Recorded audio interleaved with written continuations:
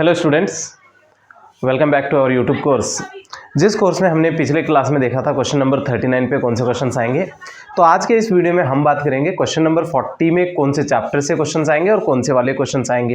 Right, तो चलिए बिना देर करे शुरू करते हैं। Important questions of question number 40, यानी कि आपका जो पीयूसी का एग्जाम होने वाला है उसके अंदर जो फिजिक्स वाला पेपर है, फिजिक्स के पेपर में जो क्वेश्चन नंबर 40 पे क्वेश्चंस आएंगे वो क्वेश्चंस होंगे करंट इलेक्ट्रिसिटी से। कहाँ से होंगे?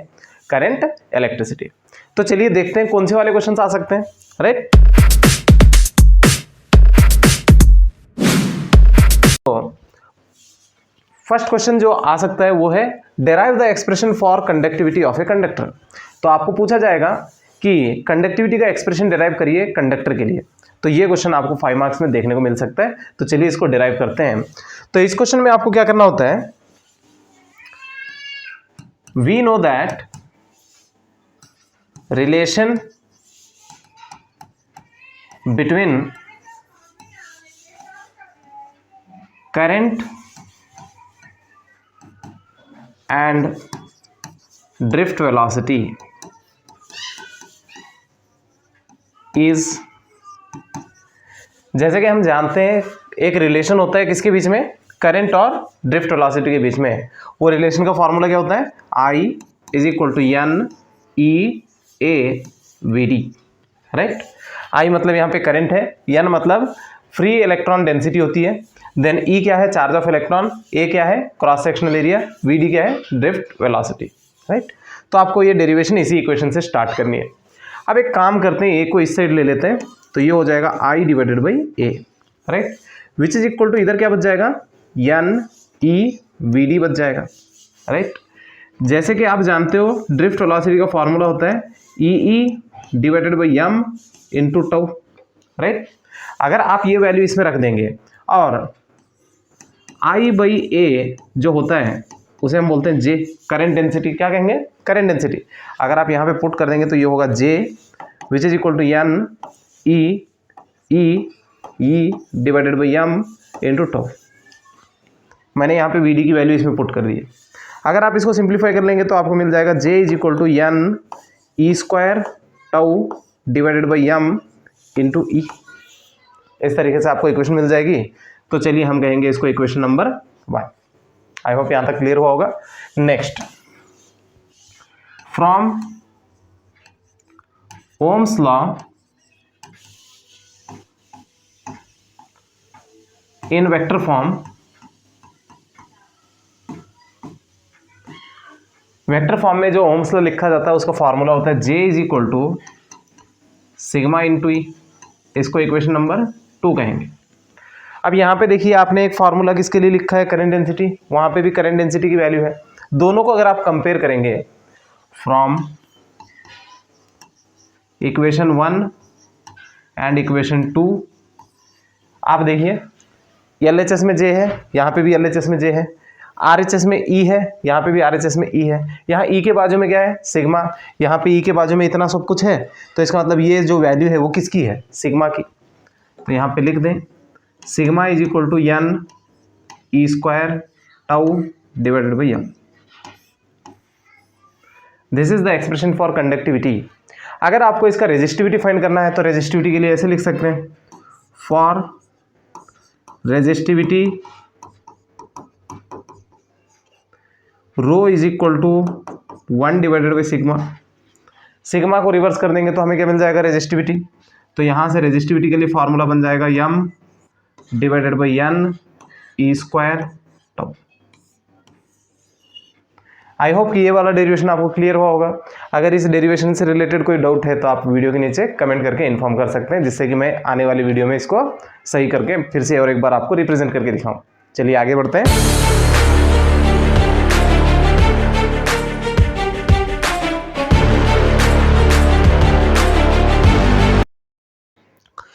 यस, सेकेंड क्वेश्चन में क्या बोला है, obtain the expression for equivalent EMF. क्या फाइंड करना है आपको, equivalent EMF and internal resistance of how many cells, 2 cells which are connected in series. तो यहाँ पे आपको सीरीज कॉम्बिनेशन ऑफ सेल से क्वेश्चन पूछा जाएगा। तो इस क्वेश्चन को आपको करने के लिए ज़्यादा टाइम नहीं लगेगा, बस आप इसको फोकस रहिए। देखिए आपके पास कितने सेल हैं, 2 सेल। इस सेल का ईएमएफ है E1 और इसका इंटरनल रेजिस्टेंस है R1। एक और सेल है ईएमएफ E2, रेजिस्टेंस R2 बराबर। इन दोनों सेल्स के साथ मैंने यहाँ पे एक एक्सटर्नल रेजिस्टेंस जोड़ रखा है, इसे कहेंगे R। तो अब ये सर्किट हो चुका है क्लोज। तो ये दो सेल मिलके टोटल में करंट भेजेंगे कितना, I। क्लियर। अब मैं चाहता हूँ कि ये दो सेल की वजह मैं सिर्फ एक ही सेल यूज़ कर लूँ। ये दो सेल मिलके कितना करंट भेज रहे हैं, I। अगर मैं ऐसा कोई सेल लेके आऊँ जो सिंगली I करंट प्रोड्यूस कर दे इस रेजिस्टेंस के साथ, तो मैं बोलूँगा कि वो सेल को इसका इक्विवेलेंट है, राइट। तो मैंने क्या किया, दो सेल की बजाय एक ही सेल लगा दिया। इस एक सेल का ईएमएफ बोलेंगे ES और इंटरनल रेजिस्टेंस RS। इसको मैंने जोड़ दिया एक्सटर्नल रेजिस्टेंस R, यही वाला रेजिस्टेंस R। अगर ये सिंगल सेल इस रेजिस्टर में से कितना करंट पास कराता है, I, तो इस सेल को हम बोलेंगे इक्विवेलेंट सेल। क्या कहेंगे इसको, इक्विवेलेंट सेल। आपको फाइंड करना है ES RS। क्या फाइंड करना है, ES RS। आई होप ये क्लियर हुआ होगा। चलिए देखते हैं। जब इस सर्किट में I करंट बह रहा है तो इसके पास जो पोटेंशियल ड्रॉप होगा सेल 1 के पास, उसे हम बोलेंगे V1। सेल 2 के पास जो पोटेंशियल ड्रॉप होगा इसे हम कहेंगे V2, और इस सेल के पास जो पोटेंशियल ड्रॉप होगा उसे हम कहेंगे V। आई होप ये क्लियर हुआ होगा। तो अब अगर मैं यहां पे लिख दूं पोटेंशियल ड्रॉप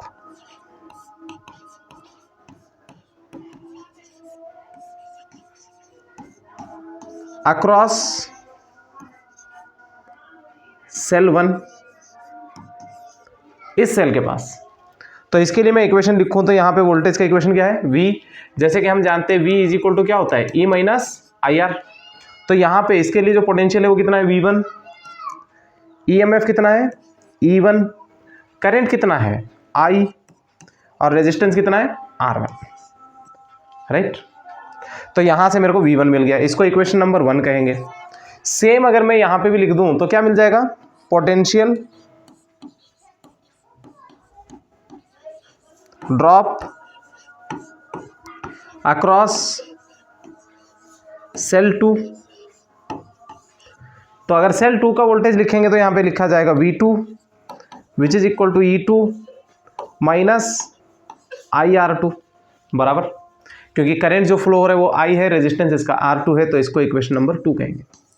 आई होप ये दो इक्वेशन आपको क्लियर होंगे। सेम ऐसे ही अगर मैं यहाँ पे लिख दूँ फॉर इक्विवेलेंट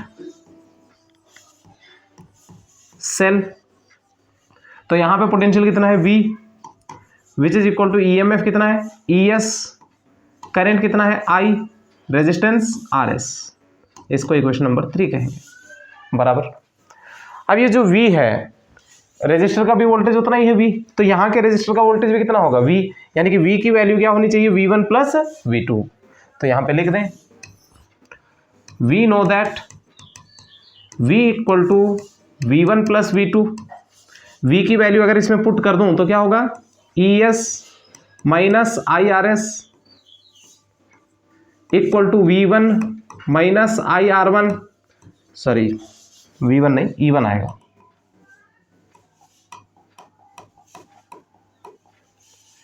V की जगह पे मैंने लिखा ES माइनस IRS, V1 की जगह पे लिखेंगे E1 माइनस IR1, वैसे ही V2 की जगह पे लिखेंगे E2 माइनस IR2 बराबर। अगर इसको थोड़ा और मैं एडजस्ट कर लूँ तो ये होगा ES minus IRS is equal to E1 plus E2, इसमें और इसमें माइनस I कॉमन ले लेंगे तो यहाँ से मिलेगा R1 प्लस R2। अगर आप यहाँ पे कंपेयर करके देखेंगे तो फर्स्ट टर्म E वाला है तो यहाँ पे भी E वाला है, यानी कि ES की value E1 plus E2, ES equal to E1 plus E2, this is the equivalent EMF। Next minus I दोनों एक दूसरे की जगह पे है, तो यहाँ से RS की वैल्यू किसके बराबर होगी, R1 plus R2, R1 plus R2।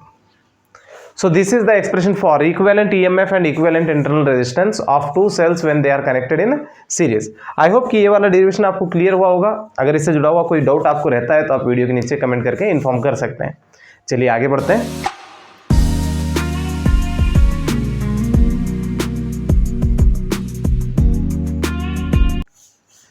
Yes, इस क्वेश्चन में हमसे क्या बोला गया है, obtain the expression for equivalent EMF and internal resistance of two cells connected in parallel.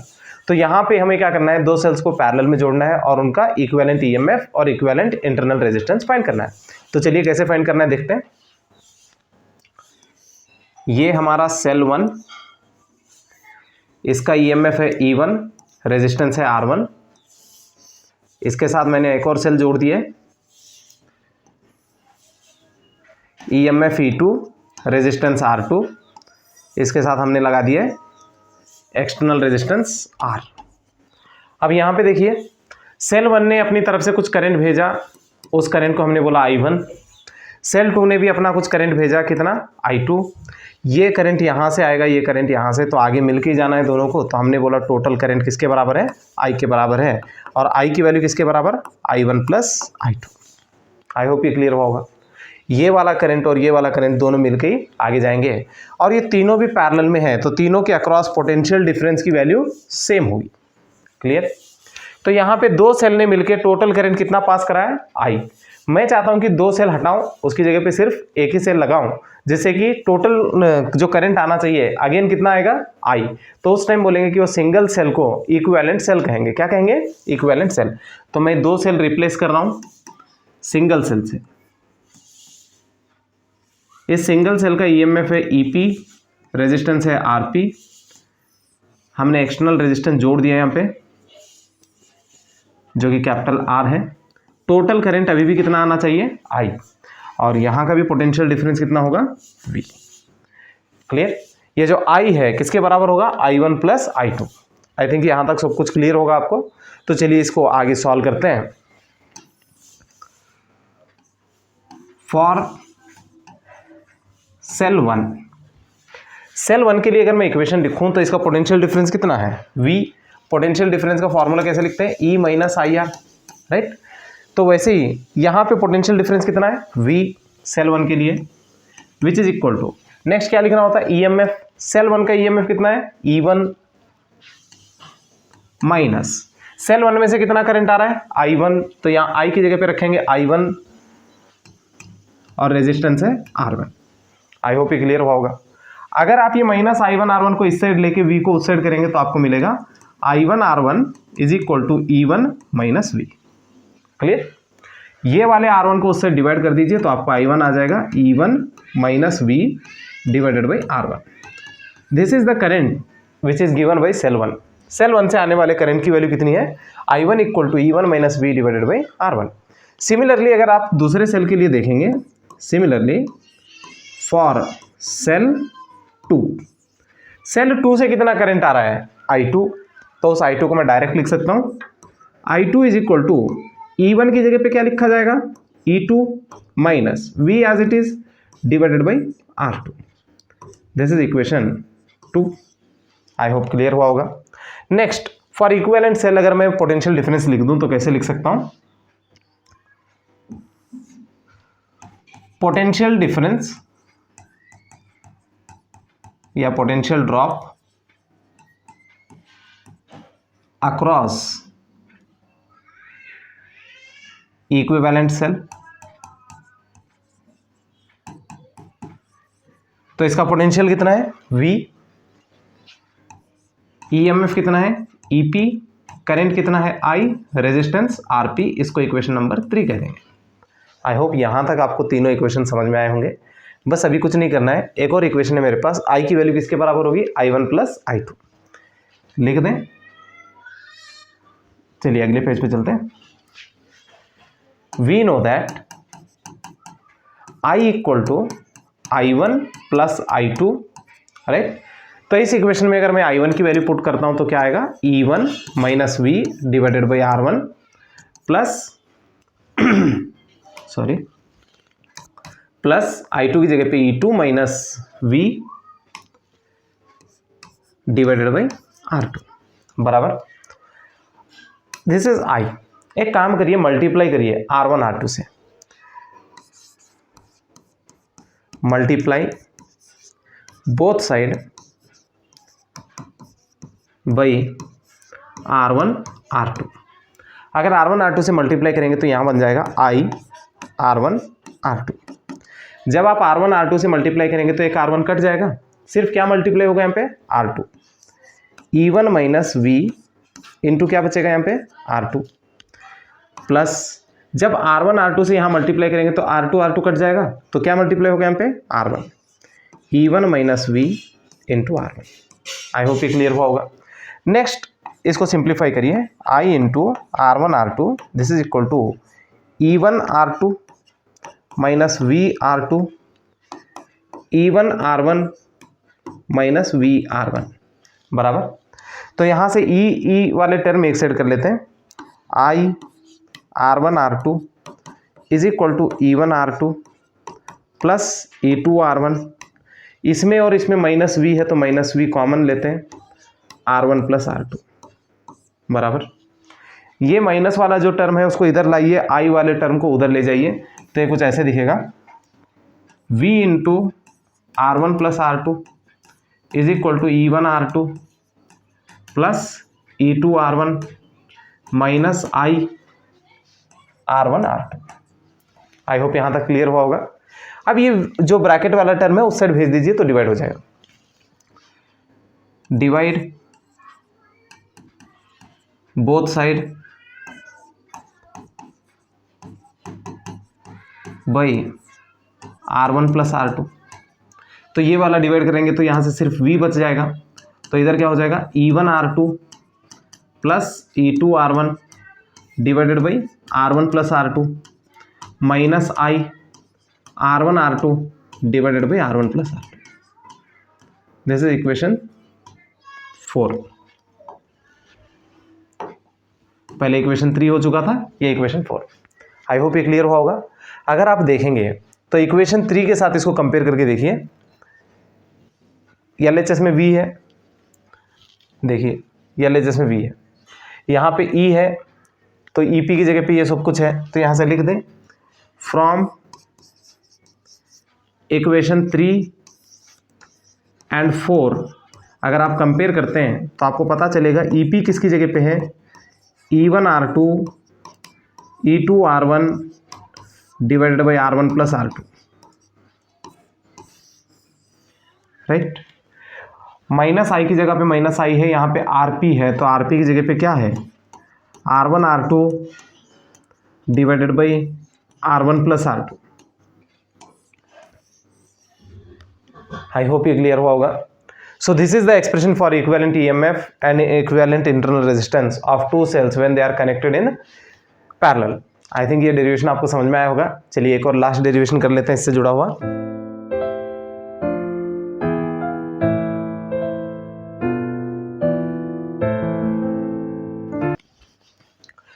इस डेरिवेशन में क्या कहा गया है, obtain the balancing condition for Wheatstone bridge. Wheatstone bridge क्या होता है, एक इलेक्ट्रिकल नेटवर्क है जिसकी मदद से आप अननोन रेजिस्टेंस फाइंड करते हैं।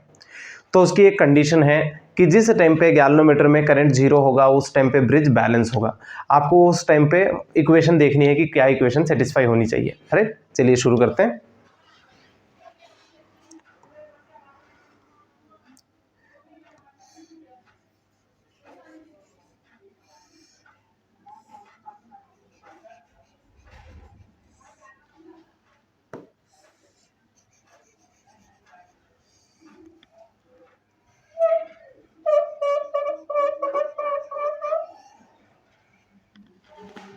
यस, यहाँ पे मेरे पास 4 रेजिस्टर्स है PQ R S, right.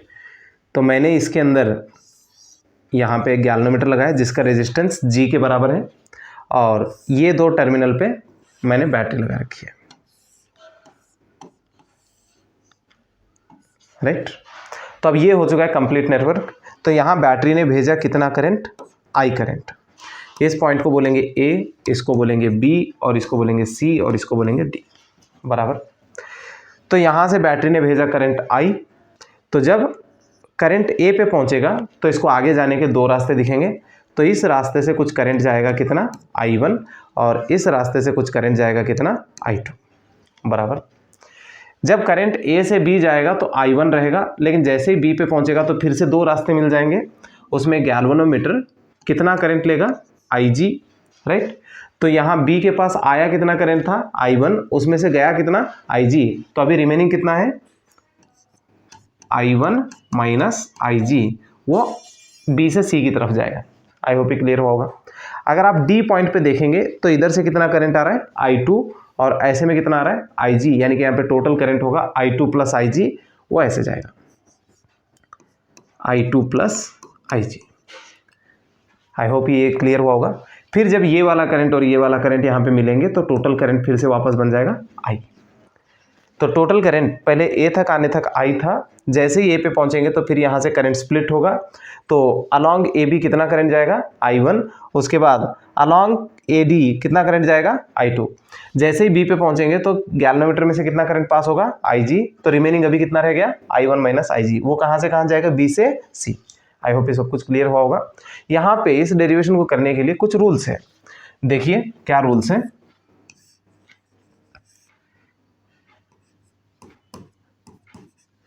Current ऐसे जा रहा है आगे की तरफ और हम भी उसी डायरेक्शन में अगर चलते हैं, राइट, अगर हम करंट के साथ चल रहे हैं तो यहाँ पे जो पोटेंशियल ड्रॉप होगा IR, वो होगा नेगेटिव। क्या बोला है मैंने, जब हम करंट के साथ मूव करेंगे तो जो भी हमें पोटेंशियल ड्रॉप दिखेगा उसे हम नेगेटिव लेंगे। अगर वहीं पे करंट ऐसे आ रहा है और हम ऐसे आ रहे हैं, यानी कि करंट के अपोजिट डायरेक्शन में आ रहे हैं, तो इस टाइम में जो भी पोटेंशियल ड्रॉप हमें फील होगा वो वाला पॉजिटिव होगा, IR इक्वल टू पॉजिटिव। ये दो रूल्स अगर से आप याद रखते हैं तो आपका ये डेरिवेशन आसानी से हो जाएगा, राइट। क्या रूल है, जब भी आप साथ चलो तो अगर करंट आपके साथ आ रहा है तो पोटेंशियल ड्रॉप आपको नेगेटिव लेना है, अगर करंट आपके अपोजिट में आ रहा है तो पोटेंशियल ड्रॉप आपको पॉजिटिव लेना है। ऐसा लेने का कारण क्या होता है, करंट हमेशा हाई पोटेंशियल से लो पोटेंशियल की तरफ जाता है। अगर आप करंट के साथ जाते हैं तो आप भी हाई पोटेंशियल से लो पोटेंशियल, यानी कि पोटेंशियल डिक्रीज हो रहे हैं, उसीलिए हमने क्या लगाया माइनस। जब आप करंट के अपोजिट में आते हैं तो तब आप लो पोटेंशियल से हाई पोटेंशियल की तरफ आते हैं, जिसकी वजह से आपको पोटेंशियल बढ़ा हुआ दिखेगा, तो उसीलिए यहाँ पे क्या लेंगे पॉजिटिव। आई होप ये क्लियर होगा। चलिए इस टॉपिक पे आते हैं। Apply KVL in loop, apply KVL in loop. यहाँ पे देखिए दो लूप है आपके पास, A B D A, ये वाला ट्राइंगल, और एक है B C D B, ये वाला ट्राइंगल। तो आपको KVL दो बार यूज़ करना है, एक बार ये वाले लूप में, एक बार ये वाले लूप में। तो चलिए मैं पहले वाले लूप में लगाता हूँ A B D A। तो इसका मतलब मैं स्टार्ट कहाँ से करूँगा, A से जाऊँगा कहाँ B, फिर B से D, D से वापस A, यानी कि मैं ऐसे चल रहा हूँ, राइट। तो पहले मैं कहाँ से स्टार्ट कर रहा हूँ, A, कहाँ जाना है B, यानी कि मैं A से B जा रहा हूँ, A से B। अब बताइए जब मैं A से B जा रहा हूँ तो करंट भी मेरे साथ ही चल रहा है, करंट का डायरेक्शन भी A से B है, तो उस टाइम में मैं क्या लेना चाहिए माइनस, क्योंकि मैंने लिखा है रूल में। तो यहाँ पे लगाएंगे माइनस। कितना करंट है I1 और रेजिस्टेंस कितना है P, तो पोटेंशियल डिफरेंस कितना हुआ I1P। अब बताइए मैं कहाँ पहुँच चुका हूँ B पे, A से B। अब B से कहाँ जाना है मेरे को D, B से कहाँ जाना है D। तो जब मैं B से D जा रहा हूँ, यानी कि मैं ऐसे नीचे जा रहा हूँ, तो करंट भी नीचे ही जा रहा है, तो इसका मतलब मैं प्लस लगाऊं कि माइनस, माइनस।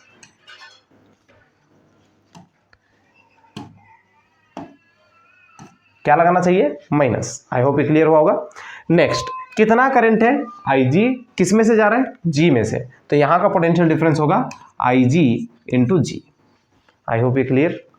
नेक्स्ट, अभी मैं कहाँ पहुँच चुका हूँ D, मेरे को किधर जाना है A, D से A जाना है, तो अब मैं ऐसे ऊपर जा रहा हूँ लेकिन करंट ऐसे नीचे आ रहा है, तो इसको यहाँ पे प्लस लगाए कि माइनस, माइनस प्लस लेना चाहिए, क्योंकि मैं ऊपर की तरफ जा रहा हूँ, करंट नीचे की तरफ, यानी कि अब की बार हम दोनों कैसे हैं अपोजिट डायरेक्शन।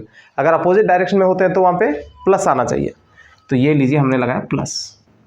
कितना करंट है I2, रेजिस्टेंस कितना है Q, तो पोटेंशियल डिफरेंस होगा I2Q। अब देखिए हमने शुरू कहाँ से किया था A से, वापस घूम के कहाँ आ गए A, यानी कि जहाँ से गए थे पलट के वापस वहीं आ गए, तो टोटल पोटेंशियल चेंज कितना होगा 0। आई होप ये क्लियर हुआ होगा। नेक्स्ट, फॉर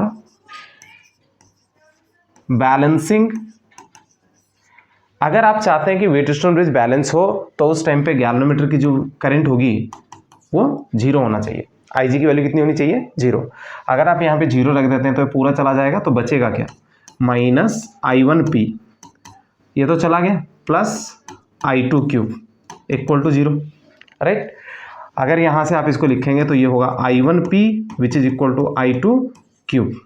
एक काम करिए, I1 को उस साइड भेजिए, Q को इस साइड ले लीजिए, P by Q is equal to I2 by I1। इसको इक्वेशन नंबर 1 कहेंगे। आई होप यहाँ तक आपको समझ में आया होगा। चलिए अगला लूप देखते हैं जो कि BCDB है ना। तो इस लूप में भी अप्लाई करेंगे, apply KVL in loop BCDB, यानी कि मैं स्टार्ट कहाँ से कर रहा हूँ B से, कहाँ जाऊँगा C से फिर D से वापस B, यानी कि मैं B से C जाऊँगा, C से D से वापस B। तो चलिए स्टार्ट करते हैं। मैं अगर B से C जाऊँ तो B से C करंट भी इधर ही जा रहा है, तो इसे प्लस लेना चाहिए कि माइनस, माइनस लेना चाहिए। तो माइनस कितना करंट है I1 माइनस IG, रेजिस्टेंस कितना है R बराबर, this is the potential difference और पोटेंशियल ड्रॉप।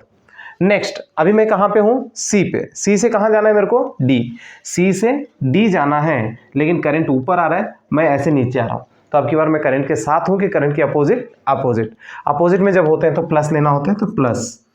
बताइए कितना करंट आ रहा है I2 प्लस IG, रेजिस्टेंस कितना है यस, राइट। नेक्स्ट अभी मैं कहाँ पहुँच चुका हूँ D, कहाँ जाना है B, यानी कि मेरे को D से B जाना है, यानी कि मैं यहाँ से यहाँ जाना चाहता हूँ ऊपर की तरफ। करंट किधर आ रहा है नीचे की तरफ, सेम डायरेक्शन की अपोजिट हो तो प्लस। तो फिर से लिखेंगे प्लस, कितना करंट है IG, रेजिस्टेंस कितना है G, तो यहाँ पे लिखेंगे IG into G, this is equal to 0। I hope यहाँ तक समझ में आया होगा। अब बैलेंसिंग के लिए फिर से लिखेंगे IG की वैल्यू किसके बराबर होनी चाहिए 0। For balancing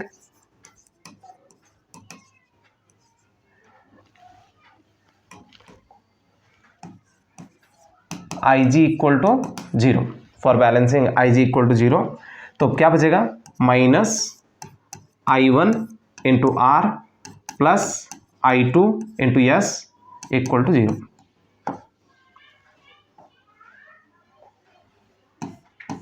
equal to 0, right. क्यों, देखिए ये वाला 0 हो जाएगा, IG की वैल्यू 0 रखने से ये भी 0 हो जाएगा, तो यहाँ पे बचेगा क्या I1 R, यहाँ पे I2 yes, ये वाला तो 0 हो चुका है, राइट। नेक्स्ट अगर इसको सिंप्लीफाई करें तो ये होगा I1 R equal to I2 yes, यहाँ से यस को इधर लीजिए, I1 को उधर करिए, तो R divided by S equal to I2 divided by I1, इसको equation number 2। I2 by I1 की वैल्यू मैं पहले ही ढूंढ चुका हूँ। देखिए I2 बाई I1 किसके बराबर है P बाई क्यू, तो ये वैल्यू लेके जाके वहाँ पे रख दें, तो क्या लिख सकते हैं from 1 and 2 P by Q is equal to R by S. This is the balancing condition for Wheatstone bridge. अगर Wheatstone bridge को बैलेंस करना है तो उस टाइम में कौन सी कंडीशन सेटिस्फाई होनी चाहिए P by Q is equal to R by S. These are the 4 questions which will be seen on question number 40 in your annual exam. I hope ये सारे क्वेश्चन आपको मैं अच्छे से समझा चुका हूँ। अगर इनमें कुछ दिक्कत रहती है तो आप वीडियो के नीचे इन्फॉर्म कर सकते हैं, राइट। तो चलिए मिलते हैं अगली वीडियो में, तब तक के लिए बाय।